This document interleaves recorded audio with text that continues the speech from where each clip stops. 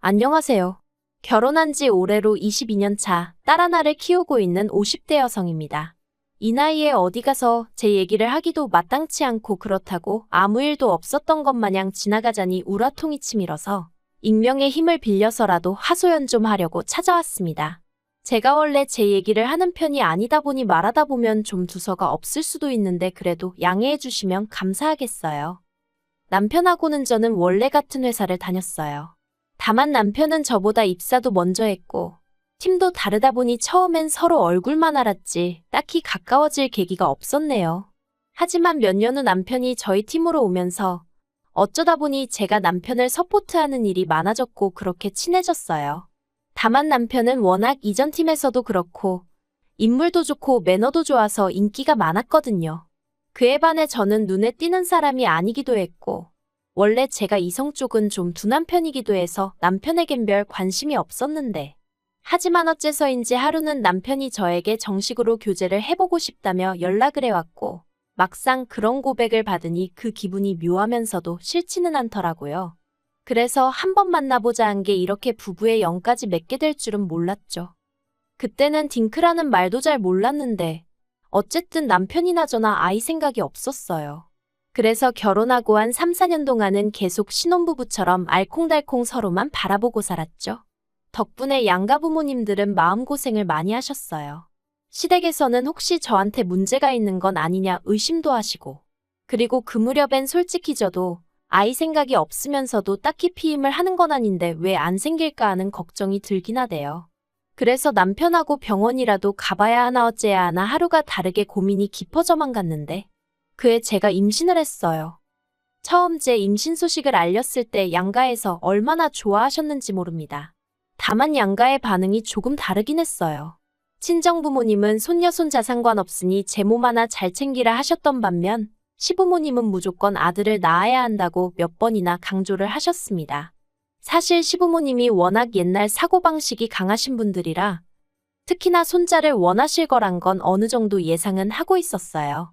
하지만 그렇게 임신 소식을 알리는 며느리 면전에다 대고 아들을 낳아야 한다고 대놓고 말씀을 하실 줄은 몰랐죠. 그래서 무척이나 당황스러웠던 기억이 지금도 생생하네요. 그리고 임신 7개월 차에 다니던 산부인과에서 저는 제 뱃속에 아이가 딸이라는 소식을 듣게 되었습니다. 그 소식을 들었을 땐 솔직히 아무 생각이 없었어요. 뭐라고 설명을 해야 적절할까요? 아마 아들이란 소식을 들었다고 해도 똑같았을 거예요.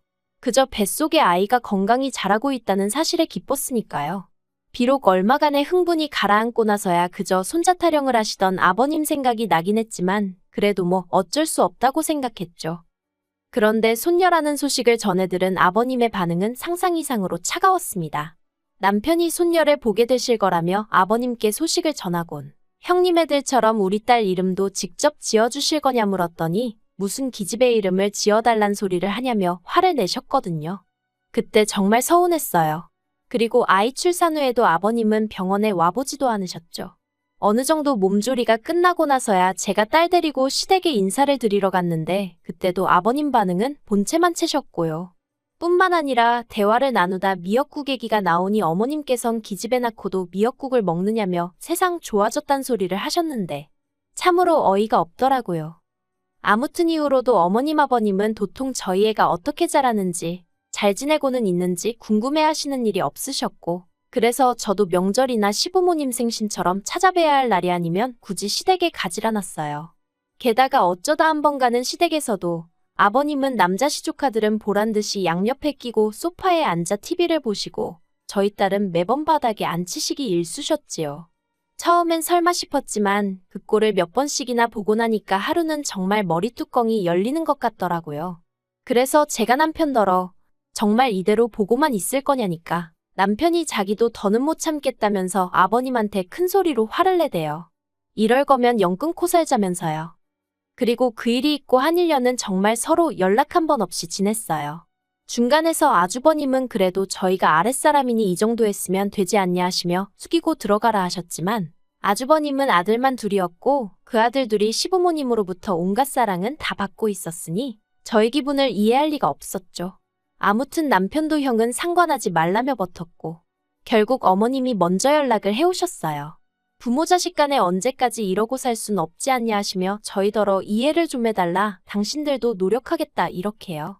솔직히 저희가 바라던 사과도 아니었고 두 분 다 끝끝내 미안하단 말씀은 없으셨으니 반쪽짜리도 못 되는 사과였지만 그래도 일단은 알겠다 하고 다시 조금씩 왕래를 시작했네요. 하지만 저희 딸이 7살 되던 해였습니다. 저희 부부는 경제교육이 중요하다 생각하여 딸아이가 어렸을 때부터 돈을 받으면 일단은 저금통에 넣게끔 교육을 시켜왔어요.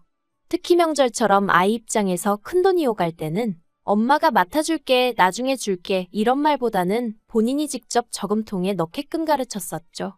그런데 그해 추석이 지나고 아이 저금통을 봤는데 저금통이 텅 비었더라고요. 기억에는 아주버님이랑 시이모님한테랑 얼마씩 받았던 것 같은데 말이에요. 그래서 애한테 용돈 받은 거 어디다 뒀냐고 물으니 그 돈을 전부 다 아주버님네 애들, 그러니까 시조카들한테 줬다는 겁니다.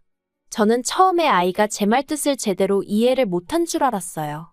그래서 다시 지난번에 할머니 할아버지 집에 가서 받은 용돈, 그 돈 어디다 뒀어? 하고 물으니 애가 답답하다는 듯 저희 어머님이 시조카들한테 주라고 했다는 거예요.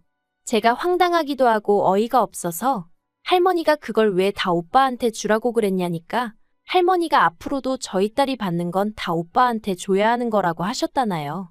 그 말을 듣곤 어찌나 속이 상하던지. 그래서 제가 딸에게 그건 할머니가 잘못 이야기하신 거라고, 그럴 필요 없다고 했어요. 그리곤 바로 남편에게 전화해서 딸애와 나눈 이야기를 전했죠. 그러자 남편도 저만큼이나 화가 난 것 같더니 자기가 퇴근하는 대로 시댁에 가서 아주 단판을 짓고 오겠다대요. 그리고 제가 그 현장에 있지 않았으니 정확히 어떤 대화가 오갔는지는 모르겠습니다만 확실한 건 남편하고 시부모님 두 분하고 정말 한판 크게 싸운 듯하대요. 남편이 시부모님한테 어떻게 7살밖에 안 먹은 손녀한테 앞으로도 죄다 오빠들한테 양보해야 된다. 오빠들을 도와주려고 태어난 거다 그런 말씀을 하실 수가 있냐고 따졌더니 시부모님 하시는 말씀이 기집애들이 원래 그럴라고 태어나는 거지 그럼 뭐 얼마나 대단한 일을 할 것 같냐며 적반하장으로 나오시더랍니다. 그리고는 그러니까 지금이라도 니네도 아들 하나 더 낳으라셨다나요? 그래서 남편이 됐다고 둘째 아들은 죽었다 생각하시고 사시라 했대요. 앞으로 평생 얼굴 볼 일은 없을 거라면서 말이죠. 그리고 이후로 또 1년을 시댁하고 연락 없이 지냈어요. 솔직히 처음 이런 일을 겪었을 때는 밤낮으로 심장이 벌렁거리기도 하고 괜히 죄책감도 들고 그랬는데 이번만큼은 그런 것도 없더라고요.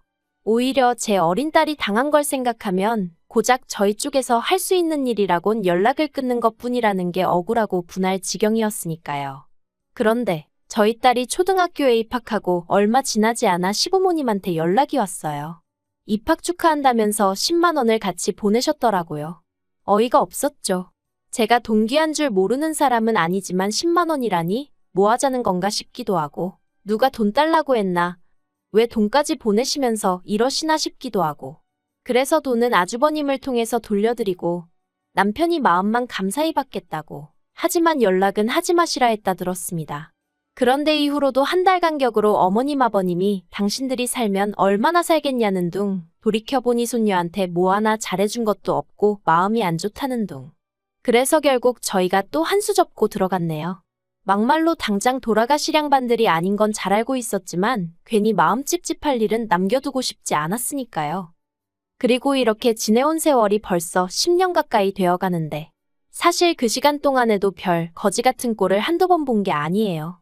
아주버님 애들은 중학교, 고등학교 들어갈 때 딱딱 100만 원씩 주시더니 저희 딸은 10만 원 주시고 이런 건 뭐 할 얘기거리도 못 됩니다. 그까짓 돈 몇 푼 탐나지도 않아요. 저를 진짜 열받게 하는 건 사실 그런 금전적인 지원보다는 어머님 아버님이 저희 딸을 어떻게든 깎아내리고 싶어 환장이라도 하신 분들 마냥 저희 딸만 보면 흠잡기에 급급하셨다는 거죠. 일단 시조카들은 아무리 남자들이라고 해도 키가 170 조금 넘는데 하나는 체중이 90kg, 하나는 거진 100kg 가까이 될 정도로 뚱뚱하거든요. 그런데도 어머님 아버님은 걔네들 보고는 아주 든든하니 보기 좋다 남자가 덩치가 있어야 된다 하시면서 키 163에 몸무게 50kg 나가는 저희 딸한테는 뭘 먹고 이렇게 살이 쪘냐면서 여자가 살찌면 둔해 보인다고 살 좀 빼라 소리를 한참 외모로 예민할 시기에 귀에 딱지가 않게 말씀하시대요. 그리고 그럴 때마다 저나 남편이라고 가만히 있지 않았어요. 왜 쓸데없는 소리를 하시냐. 우리가 보기엔 시조카들이야말로 문제다. 심지어 한 번은 남편이 아버님더러 아버지는 눈이 어떻게 되신 거 아니냐고 뚱뚱한 거 마른 거 분간도 못 하시냐고 어디 돋보기라도 맞춰드릴 거냐고 빈정거리더라니까요. 그런데 지난해에 생각지도 못한 얘기를 듣게 되었습니다. 저희 시부모님은 매년 건강검진을 받으시기에 작년에도 별탈 없이 지나가겠거니 했는데 아버님이 간경화 판정을 받으셨거든요. 그리고 판정과 동시에 스트레스를 받으셔서인지 건강 상태가 급속도로 악화되는 듯 하더니 결국 봄에는 급기야 복수가 차서 입원까지 하시대요. 그리고 집안 분위기는 난리도 아니었어요. 어머님은 당장이라도 아버님이 돌아가시는 거 아니냐고 무슨 초상 치르는 집 마냥 매일같이 전화해서 하소연을 하시고 그런 어머님을 상대해 주느라 저희 남편은 남편대로 고생을 했죠. 그리고 그런 와중에 어머님은 제가 아버님 병수발을 들기 바라셨는데 저는 그럴 수가 없었습니다. 딸애가 한참 공부에 열을 올려야 하는 시기였으니 엄마인 저도 마음이 온통 그쪽으로 쏠려 있었거든요. 그래서 저 말고 형님한테 말씀해 보시라니까 거긴 안 된답니다. 그러면 당신 큰아들하고 손자들 식사랑 뒷바라지는 누가 하느냐고요.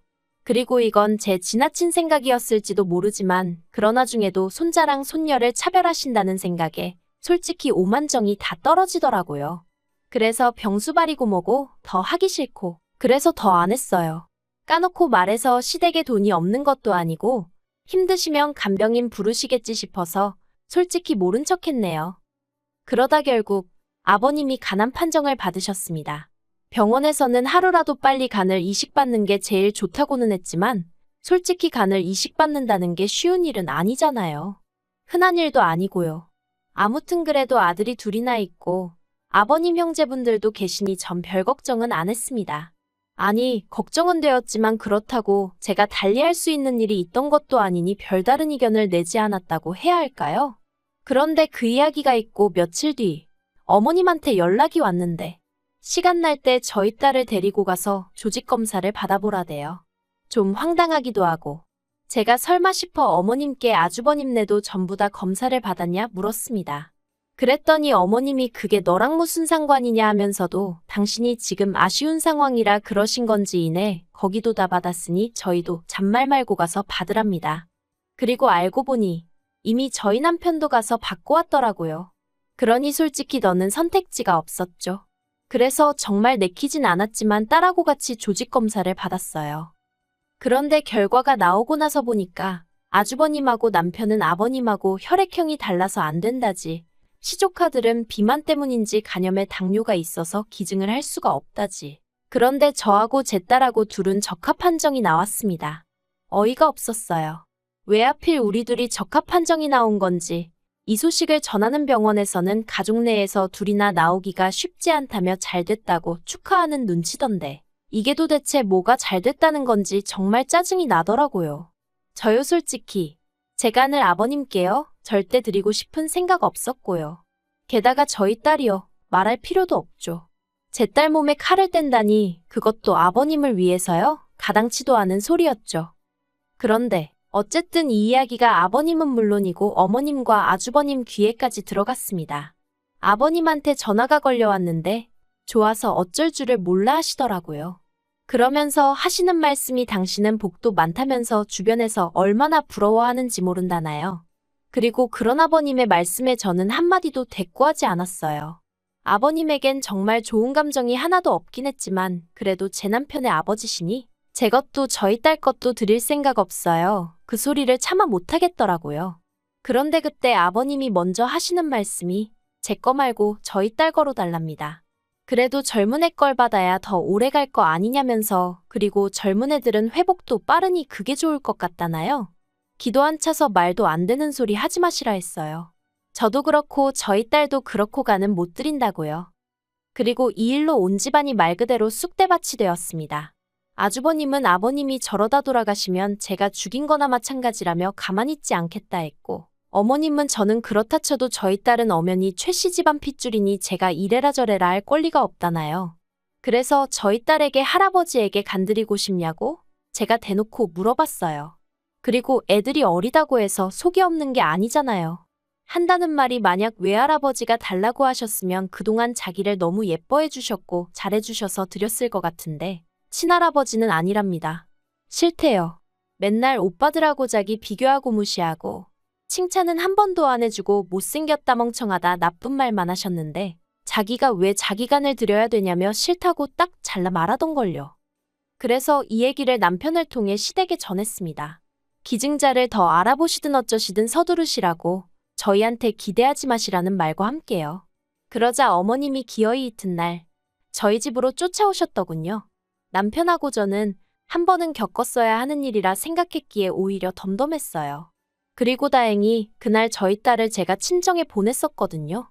남편하고 기증 문제로 얘기를 하다 보면 큰 소리가 날지도 모르겠다 싶었는데 딸이 듣게 하긴 싫었으니까요. 어머님께서는 저더러 벌써 당신 손녀를 빼돌렸다며 경찰에 신고를 하겠다 하셨지만 남편이 부모가 괜찮다는데 할머니가 무슨 자격으로 신고를 하냐며 어디 마음대로 하시라고 딱 자르더니 기증 문제면 더 할 얘기 없다고 어머님 말문을 막아버렸습니다.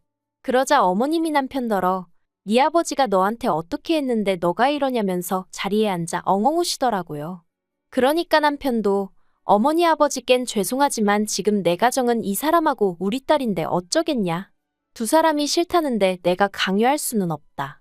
그러니까 어머니 아버지도 내 와이프고 딸이고 귀한 줄 알고 잘 좀 해주시지 그랬냐 하는데 제 마음이 다 착잡하더라니까요. 그래서 결국 저나 저희 딸이나 기증은 안 하기로 했고 시댁하고도 완전히 연을 끊기로 했어요. 남편은 저더러 신경 쓸 거 없다 하고 실제로 집에서도 속은 어떤지 몰라도 속상하다거나 서운한 티를 내지 않네요. 모르겠습니다. 이러다 아버님이 정말 돌아가시기라도 하면 제가 후회하진 않을지. 하지만 그래도 계속 똑같은 소리지만 저도 싫고 저희 딸은 더더욱 안 된다는 생각이에요. 그러니 시부모님이 모든 걸 인정하고 받아들이시지 않는 이상 이 관계가 회복될 일은 없지 않을까 싶네요. 저희 모녀에게 손가락질하는 사람들도 있겠죠. 하지만 지난 세월 동안 저나 저희 딸이 받은 서름을 안다면 꼭 그럴 수만은 없을 텐데요. 아무튼 마지막으로 아버님께도 좋은 소식이 있길 바라며 더는 시댁에 대해선 생각하지 않으렵니다.